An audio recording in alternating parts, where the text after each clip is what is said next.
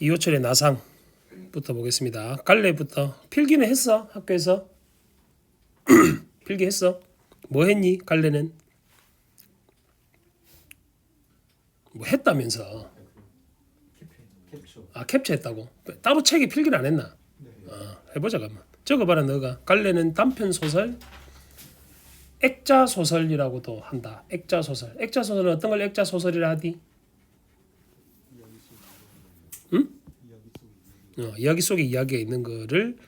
그래서 외부 이야기가 있으면 내부 이야기가 존재하는 거야. 그러니까 쉽게 말하면 외부에서 내부로 들어갔다가 다시 외부로 나오는 이야기다. 액자식 구성이라 하고, 성격은 비판적 실존적 성격을 띠고 있는 소설. 시대적 배경은 언제디? 한국 전쟁이었지. 그래서 한국 전쟁부터 북쪽으로 이송되어 가는 길, 그게 공간적 배경에 해당한다. 시간적 배경 함께. 자, 시점이 아주 중요한데 이 소설은 바깥의 이야기는 1인칭 관찰자 시점이야. 근데 내부 이야기는 전지적 작가 시점이다. 그럼 시점이 어떻게 되는가? 1인칭에서 3인칭으로 바뀐다 이 말이다. 이해되겠어? 너 좀비 영화 잘 생각해봐. 좀비 떼들이 사람들을 습격하는 장면이 나면 그건 몇 인칭 같아? 다 보여주는 거. 그거는 3인칭이다. 근데 좀비 시각으로 사람들을 막 잡으러 가는 장면들 있잖아. 빨간 화면에 칵칵 소리 들리고. 그거는 1인칭으로 바뀌는 거야. 영화를 생각하면 돼. 영화를. 아시겠지? 카메라의 눈이 장 시점이다 생각해야 된다. 이해됐나? 다시 전쟁 영화에서 전쟁 장면이 나오면 그건 몇 인칭? 그거는 3인칭이야. 근데 주인공이 총 맞고 산길 도망치는 장면 나오고 막 카메라 흔들리고 막 숨소리 헉 들리고 하는 거 있지. 그런 거는 몇 인칭으로 바뀌는 거? 1인칭으로 바뀌는 거다. 영화를 생각해야 돼. 소설을 읽을 때는. 그래야지 수월하게 읽을 수 있으니까. 그래서 시점이 달라진다는 거 잘 기억하시고. 자, 주제는 근원적 인간성의 소중함. 근데 전쟁은 아주 비인간적인 거잖아, 그지? 전쟁은 아주 비인간적인 거다. 이게 다시 쉽게 말하면 폭탄이 날라오는데, 총알이 날라오는데 애기라서 피하고 임산부라서 피하고 이러지 않잖아, 총알이. 폭탄이 떨어지면 그 자리에 있는 사람들 다 죽는 거잖아, 그지? 아주 비인간적인 게 전쟁이라고. 네가 청소년이라고 봐주지 않단 말이야. 지금 미얀마 상황 봐도 그렇잖아, 그지? 갓난에 한 살 문 아도 총 맞고 막 이런 경우 생기던데. 그래서 너는 지금 아주 행복한 시절에 살고 있다고 생각해야 돼. 80년대가 그랬단 말이야. 우리나라 80년대가. 1987 영화 봤니? 그거 보면 언니는 안 봤나? 역사를 잊은 민족에는 미래는 없다. 보석아. 니 지금 혹시 유명해진 거 아나? 니 이름 되게 많이 나온다. 내 영상에. 보성아 계속 보성이만 내가 외치던데. 안 봤나? 또 뻘짓하고 있네. 자, 특징. 아까 말했듯이 외부 이야기하고 내부 이야기가 시점이 어떻다고? 다르다 했다잉. 외부 이야기는 몇 인칭 무슨 시점? 1인칭 관찰자 시점이었는데 내부 이야기는 전지적 작가 시점이었다잉. 요게 시험 문제로 항상 나온다는 거 생각해야 돼. 시점이 바뀌는 거. 다음, 외부 이야기와 내부 이야기를 넘나드는 인물을 통해서 과거와 현재를 교차시켜서 주제를 확장한다. 그러니까 과거 현재를 왔다 갔다 한다 이 소리잖아, 그지? 이걸 무슨 구성이라디? 과거와 현재를 교차시킨다는 말은 이걸 무슨 구성이라디? 역순행적 구성이란다. 다른 말로는 역순행적 구성을 다른 말로는 입체적 구성이라고도 해. 과거 현재를 왔다 갔다 하는 게 그런 거다. 너가 우리 영화 같은 거 보면 첫 장면에 보통 사람 죽이려고 시작할 때 있잖아. 어떤 여자가 뭐 실크 드레스를 입고 침대에서 피를 낭자게 흘린 채 쓰러져 있는 경우가 있잖아. 첫 장면에. 그 다음 장면은 뭐로 시작하겠노? 이 여자가 어떻게 죽었는지 과거를 찾아보는 장면으로 시작하지. 탐정이 나와서. 그런 게 역순행적 구성이라고. 여기까지 됐니? 그래서 알아놔야 될 게 이 소설은 이호철이라는 소설가가 되게 중요한데 60년대 대표적인 소설가거든. 시대적 배경 잘 생각하고 전쟁이란 거다. 한국 전쟁. 자, 한국 전쟁 당시에 포로로 끌려가던 두 형제 이야기를 담은 액자식 구성의 소설. 그래서 옆에 이 작품은 설명한 거 봐봐. 셋째 줄에 문학의 뭐가 주제 의식을 형상화? 형식이 주제를 어떻게 형상화하는지 기여했는지 그걸 생각하면서 읽으라고. 그럼 이 소설이 만약에 액자식 구성이 아니라면 이런 효과를 얻어낼 수 없다는 뜻과 같은 말이다. 이해됐어? 문학의 형식이 그래서 중요하다는 말이다. 소설을 읽을 때는 자 다시 정리합니다. 소설의 기본부터 생각해야 돼. 소설의 3요소가 뭐? 에라이 죽어라. 소설의 3요소가 뭐? 주제, 구성, 문체. 적어봐. 소설의 3요소는 주제, 구성, 문체라고 한다. 구성의 3요소를 뭐라디? 인물, 사건, 배경이 구성의 3요소다. 다음 문체의 3요소는 서술, 묘사, 대화. 이렇게 세 가지가 문체의 3요소다. 그러니까 소설을 읽을 때는 항상 이 세 가지 3요소에 해당하는 내용을 생각하면서 읽어야 돼요. 제일 중요한 게 인물이다. 인물이 뭐 때문에 갈등하고 싸우는지 그걸 찾아내는 거야.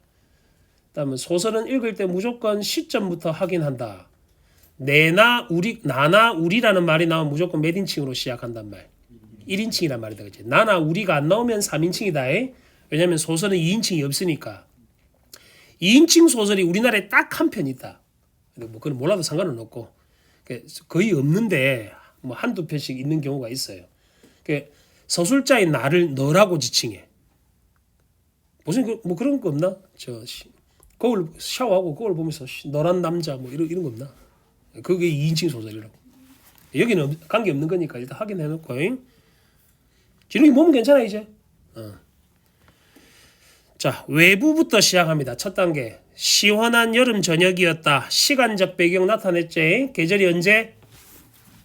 여름이다. 여름. 그러면 계절적 배경 일단 확인하고 시간적 배경 확인해 두고 외부 이야기니까 몇 인칭이겠어? 1인칭 관찰자라 했잖아. 그제? 그러면 나는 주인공이니 주인공이 아니니? 이 아니지 이놈아. 1인칭 관찰자니까. 서술자가 나고 주인공은 따로 있단 말이다. 1인칭 주인공은 내가 말하고 내가 주인공이고 1인칭 관찰자는 내가 말은 하지만 주인공은 내가 아닌 다른 사람이다. 그럼 주인공을 찾아놔야 돼. 누가 말하는지를. 여기까지 됐어? 바람이 불고 시꺼먼 구름대가 서편으로 몰려달리고 있었다. 그 구름이 몰려쌓이는 먼 서편 하늘 끝에선 이따금 칼날 같은 번갯불이 번쩍이곤 했다. 이편 하늘의 별들은 구름 사이사이에서 이상스레 파릇파릇 빛났다. 다른 구름더미를 요리조리 해주고 빠져나왔다가는 새로 몰려오는 구름더미에 애처롭게도 휘감기곤 했다. 집집의 지붕들은 깊숙하고도 어떤 빛으로 물들고 세모쳐 싸늘한 빛. 대기에는 차가운 뭐가 돌았다. 차가운 물기. 그럼 배경은 어떤 분위기야? 밝은 분위기니 어두운 분위기니? 어두운 분위기라는 걸 알 수 있다. 그제? 이게 뭔데? 아까 문체의 3요소 중에 서술, 묘사, 대화가 있었잖아. 뭐를 통해서 어두운 분위기를 알려줘? 묘사를 통해서 어두운 분위기를 알려준단 말이야. 그래서 소설의 3요소가 중요하다는 뜻이다. 여기까지 됐어? 땅 위엔 무언지 어떤 느낌이 들도록 이것도 세모치고 차단한 정적 고요하단 말이지. 이것도 세모치고 어떤 분위기라고? 어두운 분위기다. 아주 불길한 분위기다 라는 걸 알 수 있다. 배경묘사를 통해. 누구와 나는 베란다 위에. 그러면 이 소설의 주인공이 누구겠니? 철의 이야기에 초점 맞춰야 되겠네. 그제? 철이 주인공이고 나가 나왔으니까 몇 인칭이라고? 1인칭인 걸 알 수 있다. 근데 철이 주인공이니 이 소설의 외부 이야기는 1인칭 관찰자 시점이란 뜻이다. 여기까지 됐어? 베란다 위에 앉아 있었다. 막연한 원시적 공포감 같은 소심한 느낌에 사로잡혀. 공포감도 세모치고 부정적 소재에 해당한 건 다 시랑 똑같이 체크해. 철은 먼 하늘가에 시선을 준 채 연방 뭘 피워? 담배를 피우는 이유가 있다. 임마가 뭐 비행청소년이라서 담배를 피는 게 아니고 뭔가 답답하고 짜증난 게 있으니까 담배를 피는 거야. 그럼 이 앞에 우리 세모쳤던 분위기하고 연결되겠지. 여기까지 됐어?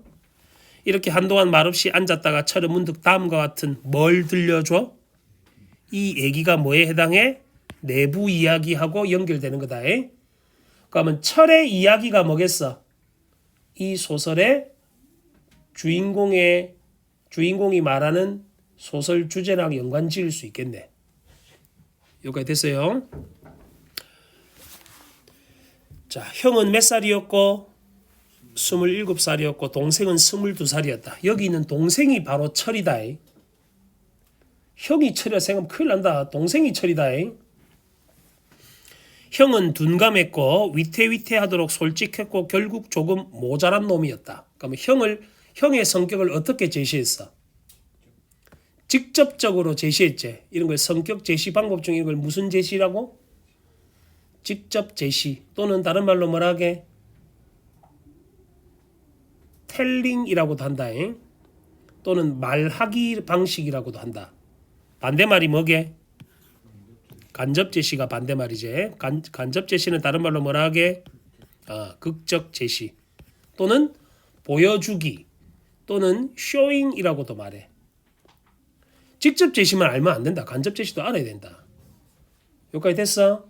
참고로 간접 제시를 왜 극적 제시라고 하느냐면 대화나 행동을 통해서 성격을 제시하기 때문에. 그래서 극적 제시라 불러. 됐나? 근데 여기서는 서술자가 어떻게? 형은 둔감, 솔직, 모자라다. 직접적으로 인물의 성격을 얘기했죠. 그래서 직접 제시라는 거다. 해방 이듬해 38선을 넘어올 때 모두 긴장해서 숨도 제대로 쉬지 못하는 판에 큰 소리로 야하! 이게 바로 그 38선이구나. 야하! 어떤 사람? 아까 했잖아. 어떤 사람이라고?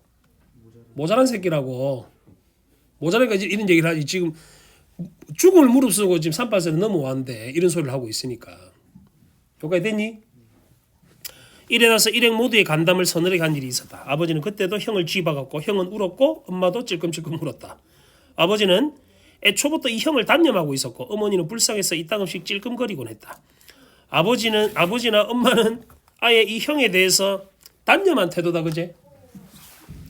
물론 평소에 동생에 대한 형으로서의 체면이나 위선 같은 것도 전혀 신경을 쓰지 않아 이미 철들자부터 형을 대하는 동생의 눈 언저리와 입가에 늘 쓴 웃음 네모 표시하고 요걸 다른 말로 바꿔볼게. 동생은 형을 어떻게 대? 존경하거나 이런 태도로 대하는 게 아니잖아. 쓴 웃음으로 형을 대한다는 말은 이런 걸 어려운 말로 한자 말로 이렇게 부른다. 냉소적 태도라고 한다. 어떤 태도? 냉소란 말이 차갑게 비웃는단 말이야. 이해되니? 그러니까 만약에 쓴 웃음에 밑줄 쳐놓고 이거를 대체할 수 있는 한자를 쓰라 하면 냉소적 이걸 고르면 되겠지. 이해됐나? 하얀 살갗의 여인 얼굴의 이 쓴 웃음은 동생의 오연한 성미와 잘 어울려 있었다. 오연하다 뜻 찾아봐라. 밑에 있네. 태도가 거만하거나 담담하다는 뜻이다. 그제? 소설 지문 풀 때 내신문제 풀 때 제일 어려운 게 이런 거야. 오연하는 나도 잘 모르거든. 이런 단어 뜻은. 그러니까 사전적 의미를 잘 기억을 해놔야 돼. 그럼 기억, 니은, 디귿, 리을, 미음 해서 단어 뜻을 물어볼 수도 있단 말이야. 이해되겠죠? 자, 동생의 성격도 오연한 성미다라고 직접적으로 제시했다. 필자는, 서술자는. 됐나 여기까지? 다시 아까 내부 이야기는 몇 인칭 무슨 시점? 3인칭 전지적 작가 시점이니까 지금 동생, 형에 대해서 다 얘기하고 있는 거다. 차이 좀 구별하겠지? 어머니는 형에 대한 아버지의 단념이나 동생의 이런 냉소적인 투가 더 서러웠는지도 몰랐다. 그러니까 엄마는 찔끔찔끔 눈물만 흘리잖아. 그러나 형은 아버지나 어머니나 동생의 표정에 얽매이는 것 없이 하루하루가 그저 어땠다? 천하태평이었다. 별 생각이 없이 지냈단 말이에요. 형은. 그래서 여기까지 사변이 일어나자. 이게 한국전쟁이다. 한국전쟁은 몇 년? 몇 월 며칠? 아나. 1950년 6월 25일 6.25 전쟁 이런 말 들어봤지?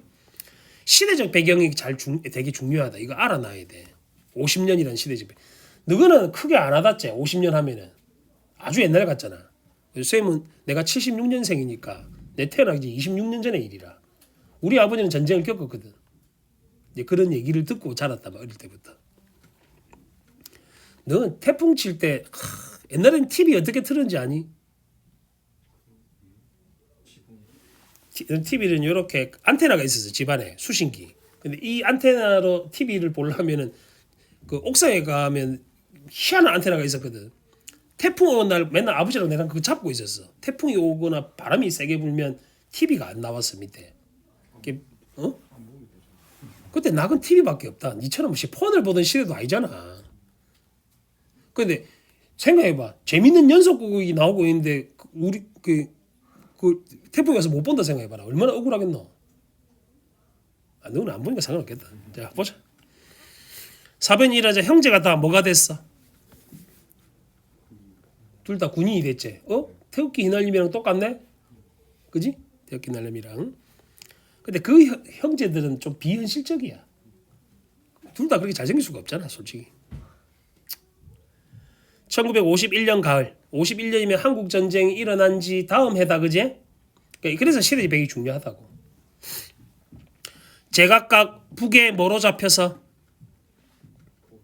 포로로 잡혀서 북쪽 후방으로 인계돼 가다가 둘은 더럭 만났다. 둘 다 지금 포로로 잡힌 상태지. 그래서 우연히 만난 거야. 포로로 잡힌 상태에서. 해가 질 무렵 무너진 통천읍 거리에서였다. 통천은 강원도다에. 형은 대뜸 뭘 터뜨려? 왜? 형은 왜 우르보를 터뜨렸겠니? 앞에서 어떤 인물이었다고?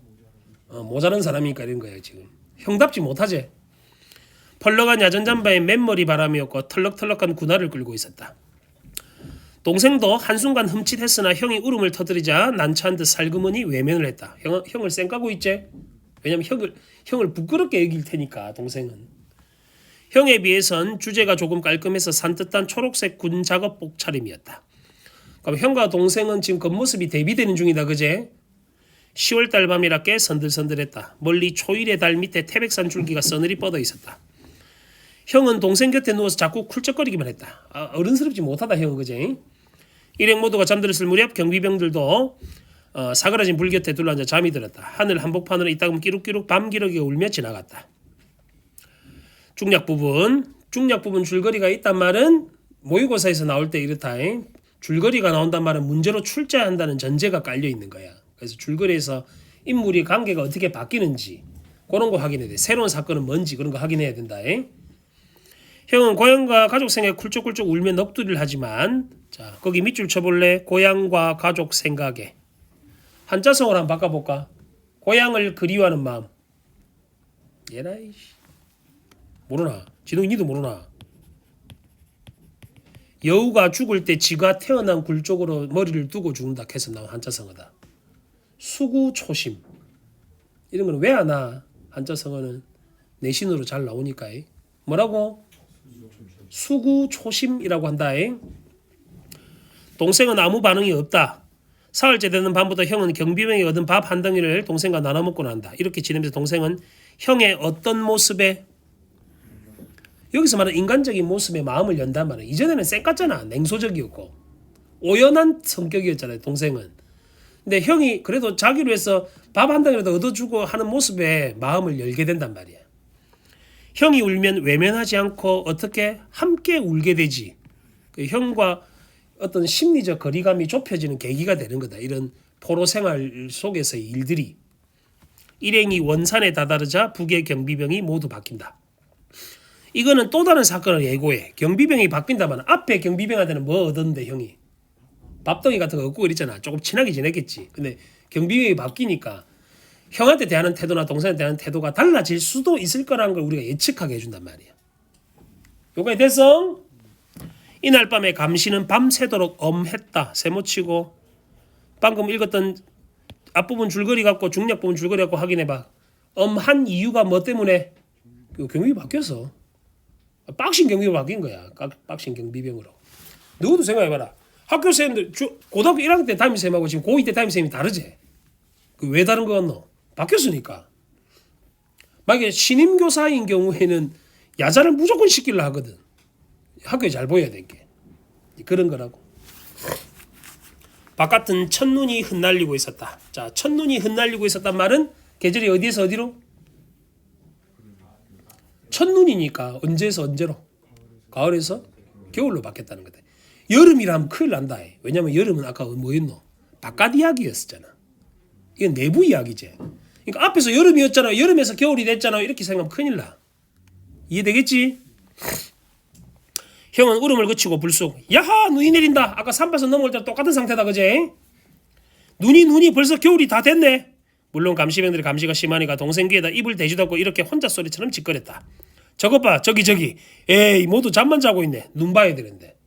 형은 거의 뭐 지금 아주 모자란 사람으로 보인다 그지? 근데 모자라지만 어떤 성격? 인간적인 모습이 느껴지는 거란 말이에요. 여기까지 됐어?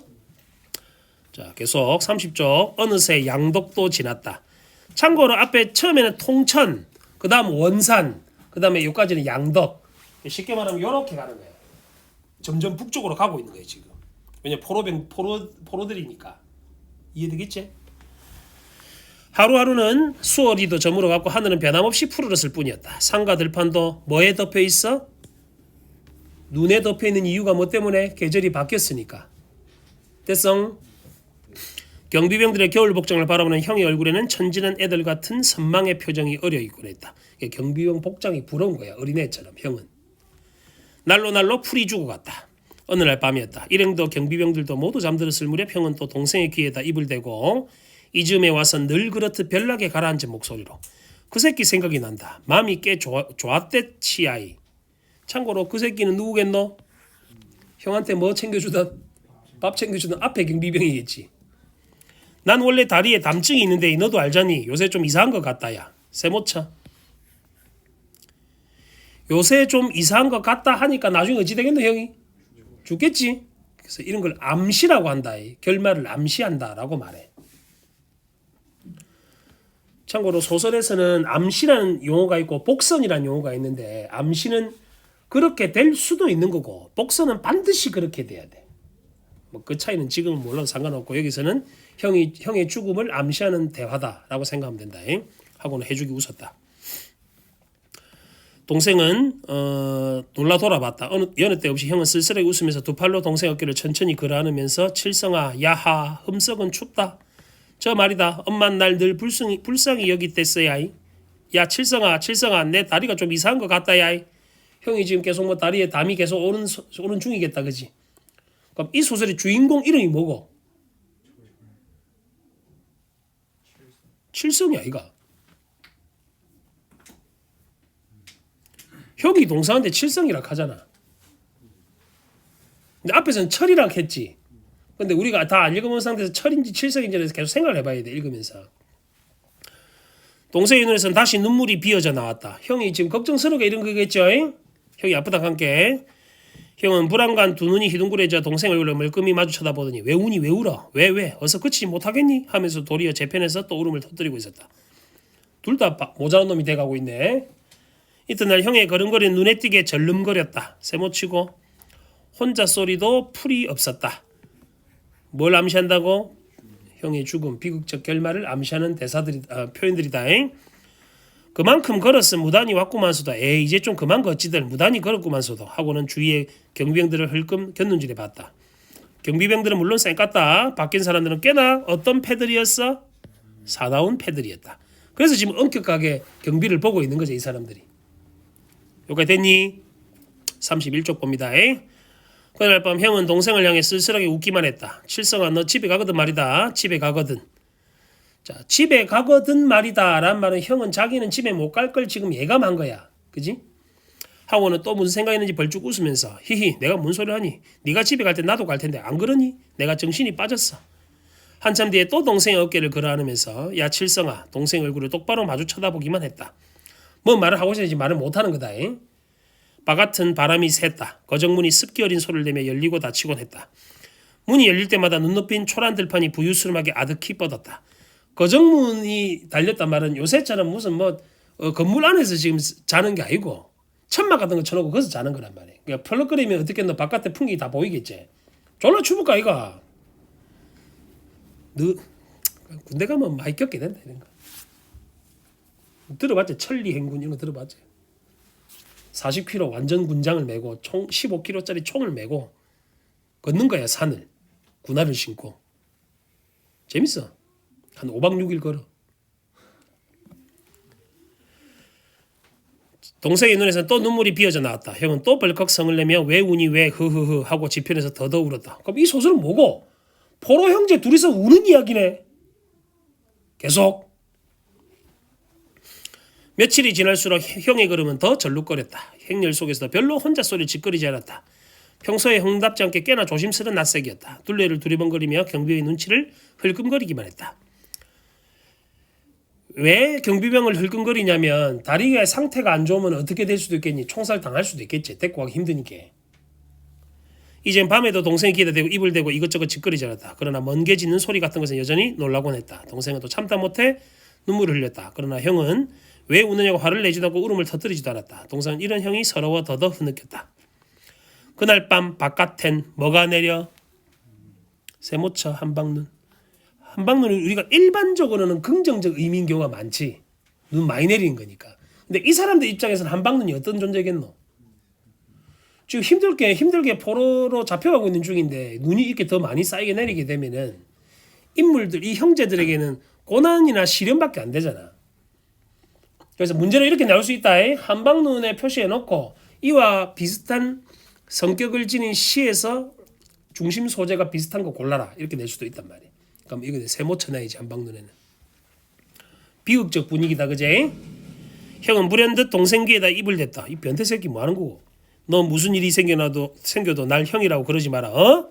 여느 때답지 않게 숙성한 사람 같은 억양이었다. 울지도 말고 모른 채만 했고 동생은 일부러 큰 소리로 야 눈이 내린다. 형 말을 따라하지. 근데 형은 왜 동생을 자기 보고 아는 척 하지 마라 하겠니? 동생한테 불이익이 갈 수도 있을 테니까. 형이 짓거릴 소리를 자기가 지금 대신하고 있다고 생각했다. 그러나 이미 형은 그저 꾹하니 굳은 표정이었다. 동생은 안타까워 또 울었다. 형을 끌어안고 귀에다 입을 대고 형아 정신 차려. 이튿날 한낮이 기울어서 어느 영기슭에 고개 기슭에 다다르자 형은 동생의 허벅다리를 쿡 찌르고는 걷던 자리에 털썩 주저앉고 말았다. 허벅다리를 찌르는 이유는 지 아는 척 하지 말라는 그 신호겠지. 형의 걸음걸이를 주의해 보아오던 한 사람이 뒤에서 따발총을 휘둘러 쏘았다. 자, 여기서 따발총도 세모치고 전쟁의 비인간성을 가리키는 말이다. 인간적이라면 어떻게 되겠노? 이 부상당한 포로지만 데리고 가야 될 거 아니야. 근데 저 새끼는 쓸모없다 생각하니까 총을 그냥 쏴비는 거야. 죽어보라고.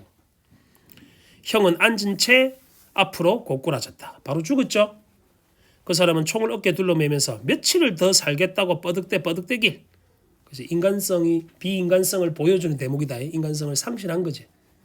그러니까 이건 사람으로 보는 게 아니고 어떤 존재로 보는 게 아니고 물건 짐작 취급하는 거란 말이야. 요가 됐어? 다시 외부 이야기로 넘어왔다. 철의 얘기란 대강 이러했다. 여름 날씨란 변덕도 심하다. 아까 외부 이야기는 여름이었지. 다시 외부 이야기는 여름이고 내부 이야기나 계절이 언제서 언제로? 가을에서 겨울로 바뀌는 대목이었대. 금세 한 소나기 쏟아질 것 같던 서편 하늘의 구름이 어느새 씻은 듯 없어졌다. 온 하늘에는 별들만 새파랗게 깔려있고 이제 밤이 됐다, 그제? 초일의 달이 한복판에 여전히 걸려있다. 바람은 싱싱 더욱더 세차게 불고 집집의 지붕들은 깊숙하고도 싸늘한 빛으로 물들고 땅 위에는 차단한 정적이 흘렀다. 형제의 이야기를 이제 끝냈다. 철이라는 인물이 뒷부분 줄거리 봅니다. 여기서 확인할 수 있겠네. 철은 나에게 형제 중에 누가 더 둔감했는지 보는지 물은 후 동생이 만포진의 수용소에 있다가 포로교환 때 나왔다고 말한다. 그리고 자신의 어릴 적 이름이 뭐였음을 고백. 그럼 결국 내부 이야기에서 동생이 이름이 외부 이야기에서는 철인데 내부 이야기에서 칠성이랑 같은 인물인 거 알겠지? 이해됐어? 그럼 실제 인마가 겪은 이야기를 하는 거네. 고백하며 현실에 순응하며 살았던 자신의 삶이 옳은 것이었는지 회의한다. 회의란 말 뜻적거나 회의란 의심을 품단 말이다. 내 삶이 옳게 살았는지 의심한단 말이야. 회의하다. 여기까지 됐어? 결국 형의 죽음은 순수하던 형이었잖아. 순수한 형이 전쟁의 어떤 것 때문에 희생당한 거야. 비인간성 때문에 희생당하게 되는 이야기다. 그지? 됐나? 그래서 이 소설의 주제가 뭐라고? 전쟁의 폭력성과 이로 인한 인간성 상실, 이게 주제였습니다. 여기까지 됐어? 너는 내부 이야기, 외부 이야기 구별만 잘 할 줄 알면 된다. 어디서 어디까지 끊기고 어디서 어디까지가 계절이 달라지고 철이 왜 칠성이라는 인물의 이야기를 하면서 계속 이런 얘기를 하는지 그런 거 생각하고 액자식 구성을 통해서 그러니까 만약에 외부 이야기로 가서 철이 자기 이름이 어릴 때 칠석이었다라고 말하는 것을 통해 우리가 어떤 반전을 느낄 수도 있잖아. 아 이게 네 얘기였구나. 들은 얘기가 아니고. 여기까지 됐어? 그다음에 33페이지 보시면 3번 문제 별표칩니다. 학습활동. 33페이지에 3번 학습활동 봅니다. 이 소설이 액자 구조를 취하고 있어서 내용과 형식의 관계가 어떻게 달라지는지 그거 판단하는 문제다. 참고로 문학의 형식이 내용을 결정지어 준다 했잖아 아까 전에. 그래서 액자식 구성의 형식이 어떠한 효과가 있는지 그거 찾는 거다. 밑에 보시면 1번 문제 보세요. 이 소설이 액자가 아니고 1인칭으로 전개했다면 어떤 점이 다를지 생각해보자. 자, 1인칭 시점은 누가 누구 이야기하는 거? 서술자가 누구 1인칭 시점에? 내가 얘기하는 거잖아. 그러니까 1인칭 시점에 옆에 밑에 적어봐. 1인칭 시점 이렇게 적어봐. 1인칭 시점은 자기 이야기를 하니까 내면이 구체적으로 제시될 수는 있다고. 자신의 내면이. 이해됐나? 이해됐어? 근데 내부 이야기는 이 소설은 3인칭 전지적 작가 시점이잖아. 3인칭 시점을 통해서 얻을 수 있는 효과가 뭐라고? 모든 걸 알고 있다고. 전지적 작가 시점은. 서술자가 인물의 내면까지 다 알고 있다고. 그러면 전달할 수 있는 내용이 더 많겠지. 1인칭 시점은 내가 아는 것밖에 전달이 안 되잖아. 3인칭 시점은 전부 다 알고 있기 때문에 전달하는 내용이 풍부할 수 있다는 게 차이점이다. 그래서 이 소설을 액자식 구성으로 만든 이유단 말이야. 여기까지 됐어?